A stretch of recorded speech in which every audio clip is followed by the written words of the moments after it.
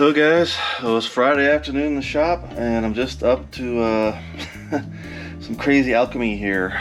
So getting ready to kind of wrap up a lot of the final details on the 390 here.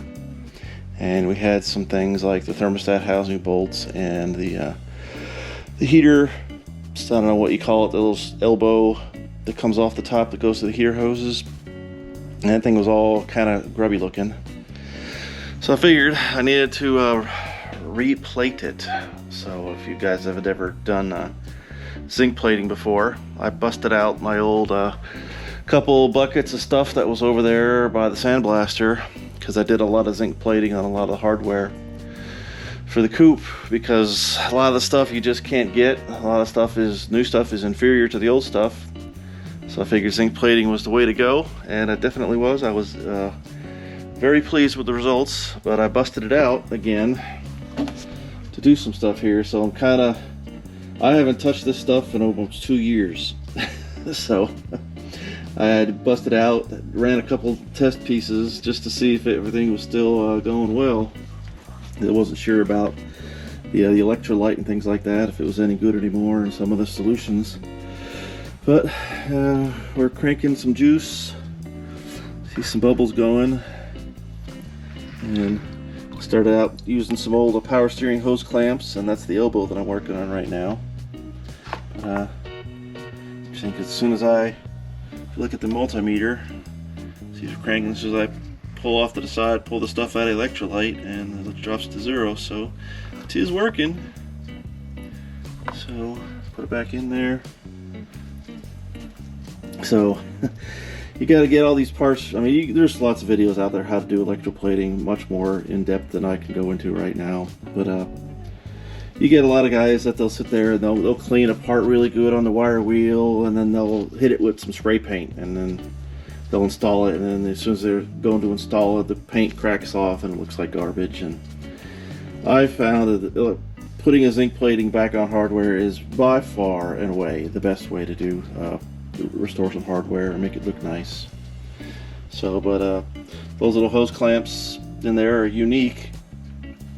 But I got some done here. Let me get a flashlight, because it's hard to get you guys to see exactly, I don't even know if you can, how nice the finish is, especially with a shitty GoPro. But yeah, these are some bolts for the light up on top of it. These are the bolts for the cooling jackets inside engine blocks. So those are ones that almost never get pulled out, and it's hard to find the original style ones with the hex on it. So I played those kind of like a clear color, and these are done like a goldish, they call it a passivate. So will be done soon, and those are actually for this power steering rack, and right here and right here for the original style clamps. So this is the original power steering rack off my 85 GT that I got back off. I gave it to John years ago when we got his car going. I got my power steering pump back on it, off of him, to try to see if it would make my coupes quiet, the power steering, because it still groans even with my original quiet power steering. The only part of the equation left was the power steering rack, to see if that is the cause of most Ford power steering whines. So, and with me, I bought a kit to rebuild the spool valve and put the seals and everything in here, put new ends on it, and getting it back together was by far and away one of the most pain in the butt things I've ever done. So if you ever get the whim to replace the seals on power steering rack, don't. It's kind of like, it has to go together kind of how like an automatic transmission goes together. You have to wrap the seals and close them up just so they can be able to fit the spool valve back into the cylinder. And I don't know if I did it right, and it's going to be a super sciencey project for me to want to put this in the car and test it and see if it even works, because it's a lot of work just to test this thing to see if if there's any change at all. So that's why this is still sitting here, but I'm still fussing with the hardware. You can't make many shortcuts or anything like that to get this going, and it's a ghetto bucket in a garage, so it's not any kind of high-end production that's for sure. But at one time, you know, I had I had stringers, so these little parts hanging up in here to dry when I was doing a lot of the hardware. So it's kind of a fun little thing. So it's a 4-day weekend for Indigenous Peoples Day now. It's no longer Columbus Day. So I got the day off. Out here in the garage jamming along, and yeah, I'll bring you back when these things are ready to come back out. And start dipping them in the rinse, and then there's they call it a clear passivate. It's bluish in color, but then I'm going to be doing both of these in the yellow passivate to get that neat iridescent gold color. Alright, I stepped up the insanity. The super ghetto nature of what this is. I got a circulator pump running to agitate it. I got a heater, a little aquarium heater that came with the kit when I originally bought it. So this is getting going. All those last couple pieces, the thermostat neck, bolts, housing bolts, and the heat riser for the coolant tube. So I had one of these other. I mean, this electrolyte is very corrosive. So I mean, this is the old circulator pump I had, and it just didn't want to know anymore after sitting for a while. So I bought two at the same time. I just pulled this one out of the bag. And, this one's all going in the garbage can. I mean, they're only a couple bucks, but I could almost consider them consumable. But you can see how nasty the rust is. But it's going. I'll get these. I got a still picture here of these bolts when they were. You know, I just got done de-rusting. Or you have to take all the old zinc plating off. So I have a container here of muriatic acid, and because of the good old United Kingdom and the stupid people doing acid attacks in London and stuff like that, you know, you can't buy any good chemicals here anywhere. So in order to get muriatic acid in the States, it's like 12-13 bucks for like 2 whole gallons of it at any hardware store in the United States. England, you can't find it. So what I had to do was, they call it brick acid, and it's a watered down version of muriatic acid that's kind of thick and it's like soapy, and that's what they use to spray on like patios and stuff like that to clean the bricks off from the mold and moss. And it is really, I'd say it's a quarter to a third as strong as regular gallon jug of muriatic acid in the States. So it takes a long time to strip all the rust and or get all the old zinc plating off of hardware in this stuff. Once you get it out of this, you got to rinse it. Then I take it over to the wire wheel and then I polish it, because even if you bead sandblast it or just put it straight out of the acid, you'll still zinc plate it. You can still get the passivate, the gold color to it, but it's going to look dull and dingy. So you have to kind of polish the metal if you want it to come out polished in the end.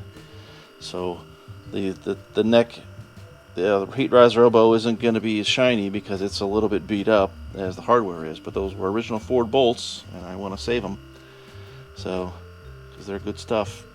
So I'll let this cook here for a little while longer.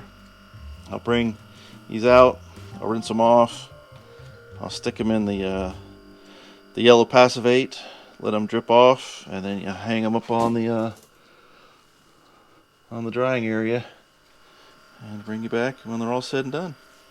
See if I can do this real time. Hopefully the motor is not drowning out the audio of this thing. So I already did one bolt. Pick this up out of here without dropping it in the juice. Rid of the excess. It's kind of shiny. It's fresh zinc plating. Water looks all cloudy, but it's more the container. It's stained than anything else. I'll give it a good rinse. Bring it over here to this. All you gotta do, it starts pretty quick turning it that gold color. Give it about 10-15 seconds. Swish time. It all depends on temperature too. If this is all in the middle of the summer warmer, it would happen faster. But it's already pretty gold. Get rid of the excess. Last a little bit of light for a while. Let's just take it over here and I will hang it up. And get a paper towel. What do we just have here? It is fell on the ground. What I'll do is I'll just get the excess that starts dripping off. Oops, sorry. Get you in the viewfinder. Just so there's not any kind of more yellowish spots near the bottom of the part. And then we're the top. Wash it back. So it air dries best it can. I'm sorry if I keep missing it in the camera. So see the excess there. And I'll let this dry for about probably this evening is good enough, and I'll bring it out and I'll take some good stills and I'll show you guys in a bit what that looks like. But this may be some challenge, or be challenging here with this big piece. So sometimes it doesn't, for me, big pieces don't like to work very well. I could do little bits and pieces of hardware just fine, but bigger pieces I get like blackish areas and weird blemishes.